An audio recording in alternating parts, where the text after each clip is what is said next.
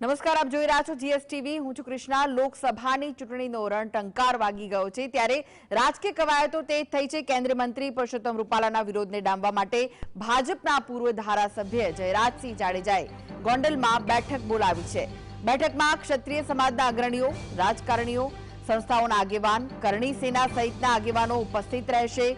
મહત્વનું છે કે પરસોત્તમ રૂપાલાના વિવાદાસ્પદ નિવેદનને લઈને ક્ષત્રિય સમાજ સતત વિરોધ કરી રહ્યો છે, ત્યારે આ બેઠકમાં સમાધાન કરવાના પ્રયત્નો હાથ ધરવામાં આવશે।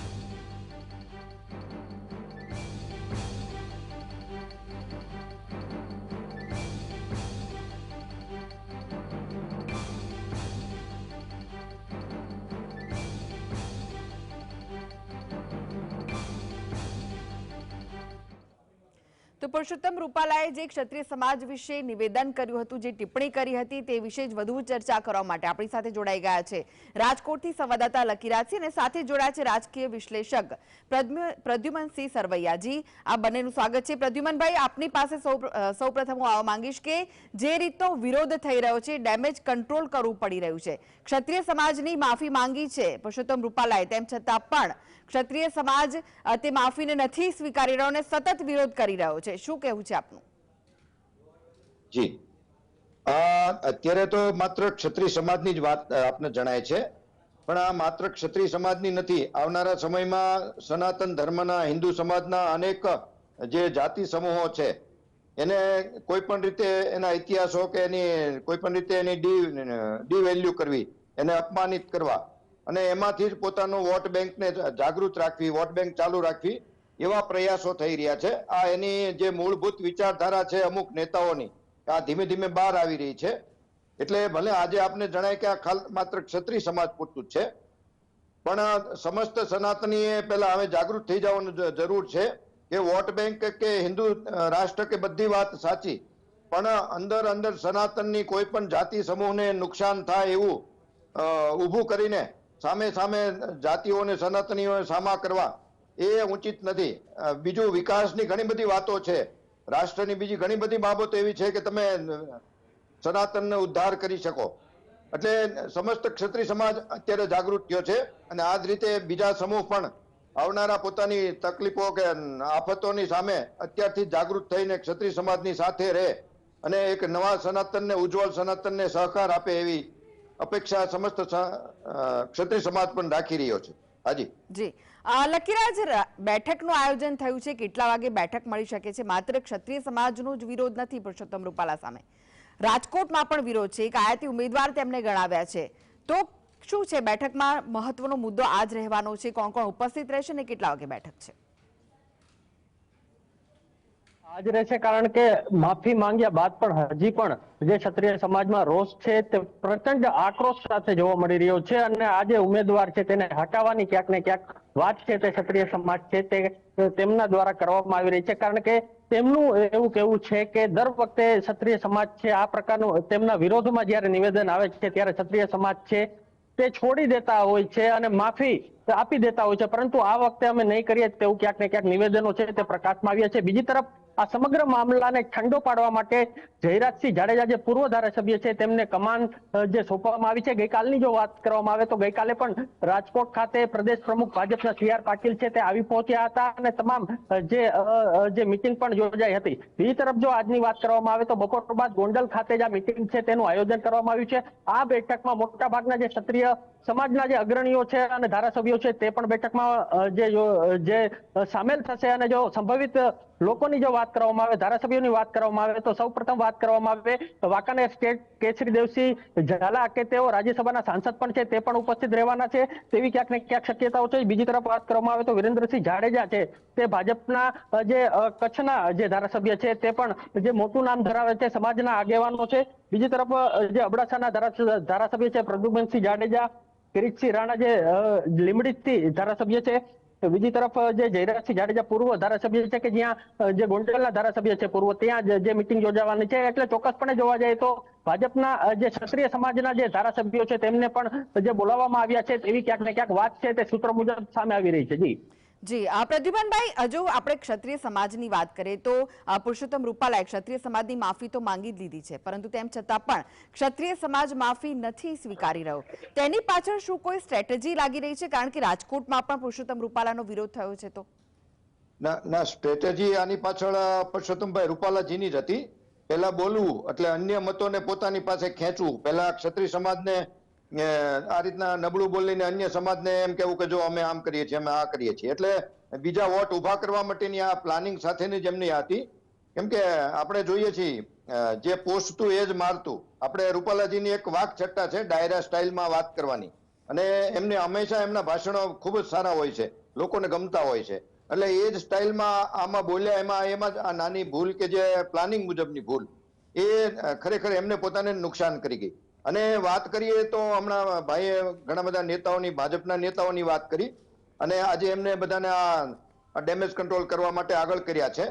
પણ આમાં આ જ નેતાઓ આની પહેલા પાર્ટી પાસે ઘણીવાર માંગણી કરી છે. ક્ષત્રિય સમાજના જે કાંઈ વેદનાઓ છે, રાજકીય એમનું સ્થાન છે, છેલ્લા 10 વર્ષથી ક્યાંય સંસદમાં ટિકિટ નથી ક્ષત્રિય સમાજને, અને ધારાસભામાં પણ ઘણી બધી સીટો જે છે જ્યાં એમના હક છે, એમાં ઘણી બધી જગ્યાએ એમને ક્ષત્રિય સમાજની જે ગણતરી નથી કરતા. એ વખતે આજ નેતાઓ સમાજ પાસે નથી આવી શકતા. હવે એ જ નેતાઓને સમાજ પાસે આવવાનું જરૂરિયાત પડી છે. એટલે હવે એ જ નેતાઓનું કેટલું વજન પડશે એ પણ આવનારો સમય કહે છે. હાજી જી લકીરાજ, ક્ષત્રિય સમાજના તેવર કેવા લાગી રહ્યા છે? શું લાગી રહ્યું છે કે તેઓ સમાધાનના મૂડમાં છે કે પછી લડી લેવાના મૂડમાં છે? કારણ કે કોંગ્રેસે પણ, જો કોંગ્રેસની વાત કરીએ તો કોંગ્રેસે પણ આ મુદ્દે ફરિયાદ કરી છે. ચોક્કસથી કોંગ્રેસે આ મુદ્દે ફરિયાદ કરી છે. કોંગ્રેસના યુથ કોંગ્રેસના જે નેતા છે આદિત્યસિંહ ગોહિલ છે, તેઓ પણ જે ક્ષત્રિય સમાજમાંથી આવે છે તેમના દ્વારા બદનક્ષીનો દાવો છે તે રાજકોટ કોર્ટમાં, જે નામદાર કોર્ટમાં કરવામાં આવ્યો છે. તેમના દ્વારા પણ તેવું નિવેદન આપવામાં આવ્યું છે કે ક્ષત્રિય સમાજ કોઈ પણ કાળે તેમને નહીં છોડે. આ પ્રકારના નિવેદનો જે લોકોએ દીધા છે, પુરુષોત્તમ રૂપાલાએ દીધા છે, એટલે તેમને પણ નહીં છોડવામાં આવે. આ વખતના માહોલની જો વાત કરવામાં આવે તો દર વખતે ક્ષત્રિય સમાજ દ્વારા માફી આપી જ છે, પરંતુ આ વખતે હવે ટસથી મસ નથી થવાના તેવું ક્યાંક ને ક્યાંક લાગી રહ્યું છે. માહોલ છે તે ગરમાયો છે, રાજકારણ પણ ગરમાયું છે. હવે આજની મહત્વની બેઠકમાં ડેમેજ કંટ્રોલ થશે કે નહીં તે જોવું રહેશે. કારણ કે જેટલા ધારાસભ્યોના મેં નામ લીધા, એક પણ ક્ષત્રિય સમાજના ધારાસભ્ય છે કે કોઈ પણનું નિવેદન છે તે સામે અત્યાર સુધી નથી આવ્યું આ બાબતનું. એટલે તે પણ એક જે મહત્વની વાત છે, તે અંગે પણ ક્ષત્રિય સમાજમાં રોષ છે તે પણ જોવા મળી રહ્યો છે. જ્યારે કેસરી દેવસિંહ ઝાલા સાથે પણ વાત કરવાની આપણે જ કોશિશ કરી, ત્યારે પણ આ વિવાદ અંગે બોલવાનું તેમણે ટાળ્યું હતું. જ્યારે કરણી સેનાના પ્રમુખ છે તેમની સાથે પણ વાત કરવામાં આવી, ત્યારે પણ તેમને કઈ પણ પ્રકારનો જવાબ દીધો ન હતો. જ્યારે આપણે એમ કીધું કે જે કોઈ પણ સમાજના જે ભાજપના જે હોદ્દેદારો છે, ધારાસભ્યો છે ક્ષત્રિય સમાજના, તેમના દ્વારા કોઈ પણ પ્રકારના નિવેદનો સામે નથી આવ્યા, ત્યારે પણ તેમણે કોઈ પણ પ્રકારનો જવાબ દેવાનું ટાળ્યું હતું. ત્યારે ચોક્કસપણે હવે આ બેઠકમાં શું નિર્ણય આવશે? શું ક્ષત્રિય સમાજ જે શાંત પડશે કે હજુ જે માહોલ છે તે ગરમાયેલો રહેશે, તે આવનારો સમયમાં જ ખ્યાલ આવશે. જી આભાર લકીરાજ સમગ્ર માહિતી આપવા માટે. પ્રદ્યુમનભાઈ, આપની પાસે આવવા માંગીશ, આપને પૂછવા માંગીશ કે આ સમગ્ર મામલે શું લાગી રહ્યું છે? આમાં ડેમેજ કંટ્રોલ થશે કે પછી કોઈ નવા જૂની થવાના એંધાણ છે? કારણ કે જે રીતે સાબરકાંઠામાં થયું, જે રીતે વડોદરામાં થયું, વિરોધ બાદ ઉમેદવારો બદલી દેવાયા છે, અને પુરુષોત્તમ રૂપાલાની જો વાત કરીએ તો તે એક મોટું નામ છે, તો શું લાગી રહ્યું છે? આમ તો માનનીય મોદીશ્રીએ પોતાના મિત્ર પ્રેમ કે જે પ્રેમ ગણીએ એ પ્રેમને બાજુ પર રાખીને ઉમેદવારની બદલી કરશે તો જ આમાં ફેરફાર થશે. નહીં તો આગળ જતા સૌરાષ્ટ્ર અને ઉત્તર ગુજરાત, દક્ષિણ ગુજરાત ત્યાં પણ બીજેપીને સામાન્ય કે જે કાંઈ વોટિંગનો ફેરફાર થશે. ભલે કદાચ પરિણામમાં ક્યાંય મોટો ફેરફાર ના થાય, પણ એ આગળના સમયે એ જે આ ઘાવ છે એ વધારે ઊંડા જઈ શકે છે. એટલે જો ભાજપના હિતમાં જોઈએ તો આ ઉમેદવારને બદલાવે તો સૌથી વધારે સારો રસ્તો ગણાય, તો એમાંથી ઘણું બધું ડેમેજ કંટ્રોલ થયું ગણાય. ને એ જ રીતે આપણે જોઈએ છીએ રાજકોટ સિવાય કે આપણે સાબરકાંઠામાં તે જે એક ભૂલ છે ડામોર કે ઠાકોર, અને એના લીધે જે વિસંગતતામાં ભૂલ પછી પાછી સુધારી તો આસમાન સે છૂટા ખજૂર પે લટકા એવું થયું. કોંગ્રેસના ઉમેદવારને પસંદ કર્યો, જે મૂળ કોંગ્રેસી મહિલા ઉમેદવાર, જેમને આગલે દિવસે શિક્ષકમાંથી રાજીનામું આપીને આમાં ટિકિટ આપવામાં આવી.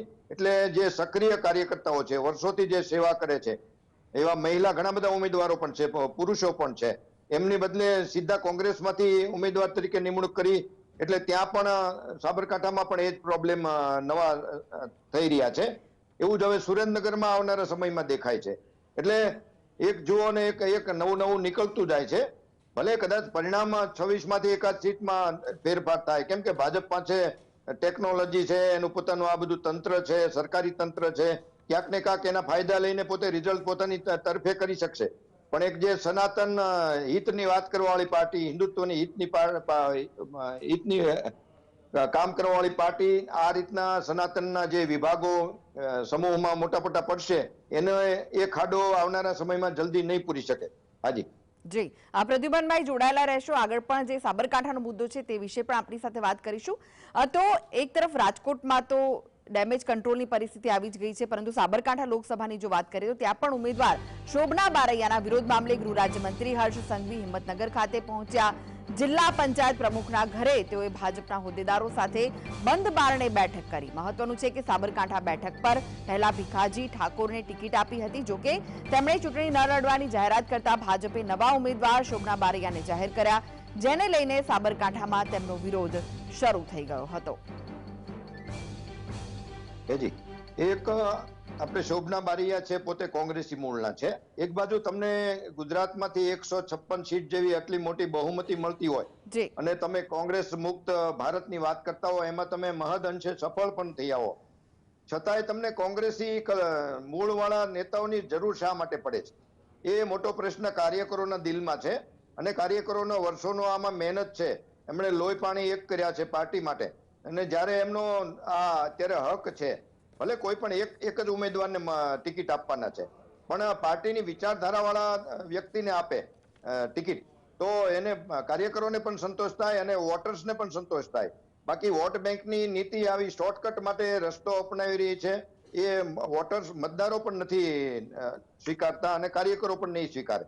હાજી જી, પ્રદ્યુમનભાઈ, જો ભાજપની વાત કરીએ તો ભાજપ અત્યારે તો હાલમાં ફૂલ ફોર્મમાં હોવી જોઈએ, કારણ કે ઘણા બધા મુદ્દા છે જે ભાજપની ફેવરમાં છે. તેમ છતાં બેકફૂટ પર જોવા મળી રહી છે. શું લાગી રહ્યું છે આ વખતે? હા, આ એમની ધારણાની બહાર છે, કેમ કે ડિસિપ્લિન વાળી પાર્ટી છે. કોઈ પણ વ્યક્તિને બહારથી લાવીને મૂકી દે, ગમે ત્યાંથી ગમે ઉમેદવાર મૂકી દે, એનો કાર્યકર એટલો ડિસિપ્લિન વાળો છે. પણ એક સહન શક્તિની લિમિટ હોય.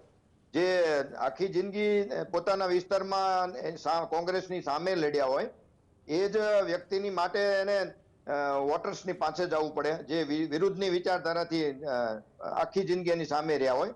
એટલે કાર્યકરોના આત્માનો અવાજ હવે બહાર આવી રહ્યો છે. હવે વોટ બેંક એ બધું સાઈડમાં રહી ગયું છે. એટલે આત્માનો અવાજ જ્યારે પણ જાગે તો હવે પક્ષ પોતે હવે જાગી જાય તો સારી વાત ગણાય. નહીતર એને પછી હવે સાંધવું બહુ મુશ્કેલ થઈ જશે. જી, પ્રદ્યુમનભાઈ, સાબરકાંઠામાં તો ઉમેદવાર પણ બદલી નાખ્યા. ભીખાજી ઠાકોરના સરનેમને લઈને જે વિવાદ હતો તેને લઈને તેમણે સામેથી કીધું કે ભાઈ હું ઇલેક્શન નહીં લડું, ને તેમની જગ્યાએ જે બારૈયા છે તેમનું નામ જાહેર કરવામાં આવ્યું. ને તે પણ કોંગ્રેસના જે ઉમેદવાર હતા, જેઓ ગયા વર્ષે જ ભાજપમાં જોડાયા અને તેમના પત્નીને ટિકિટ આપીને તેના કારણે વિરોધ થયો છે. તો અહીંયા શું લાગી રહ્યું છે? શું થઈ શકે છે? અહીંયા પણ ડેમેજ કંટ્રોલ થઈ શકે છે કે ફરી પાછા ઉમેદવાર બદલવાની નોબત આવી શકે છે? શું લાગી રહ્યું છે?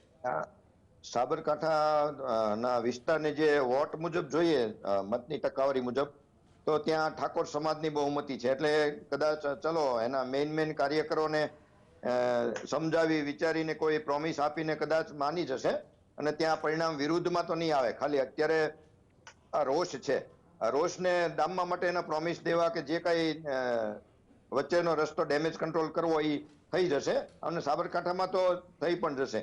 રાજકોટનું થોડું અઘરું અત્યારે દેખાય છે. એટલે સાબરકાંઠામાં આજ નહીં તો કાલે ઘીના ઠામમાં ઘી ઢોળાઈ જશે.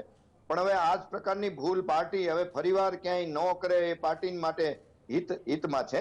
એ પાર્ટીને પણ હવે ખ્યાલ આવશે કે માત્ર આપણે ઉપરની નેતાગીરીના બધા જ નિર્ણયો સ્વીકારે એ પ્રકારનું કાર્યકરો હવે આપણે નથી રહ્યા. કેમ કે ખોટી વાતની એક લિમિટ હોય.